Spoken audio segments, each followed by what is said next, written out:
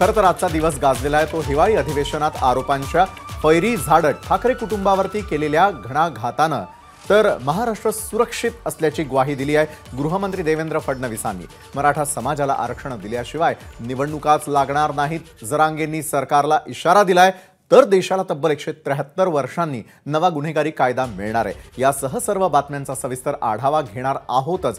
मात्र सुरुवातीला अतिशय महत्त्वाची बातमी। तर ती बातमी म्हणजे राजकारणामध्ये इशारे महत्त्वाचे असतात असं म्हणतात आणि असाच एक इशारा आज उपमुख्यमंत्री देवेंद्र फडणवीसांनी सभागृहात दिला। वातावरण खेळीमेळीचं होतं आणि तेवढ्यात फडणवीस म्हणाले, आगामी काळात कोण मुख्यमंत्री होईल हे सांगता येत नाही। प्रत्येकाचे अच्छे दिन येणार आहेत, त्यामुळे प्रत्येकाने अपेक्षा ठेवावी असं फडणवीस म्हणाले।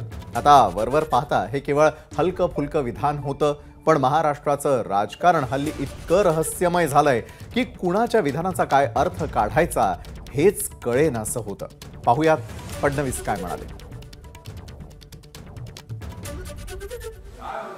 आमच्या पक्षामध्ये मंत्र्यापेक्षा महामंत्री मोठा असतो।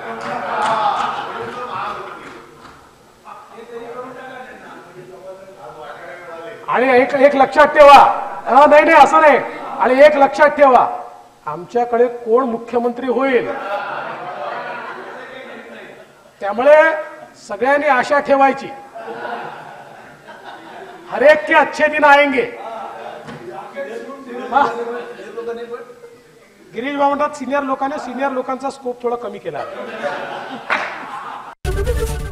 एबीपी माझा, उघडा डोळे बघा नीट।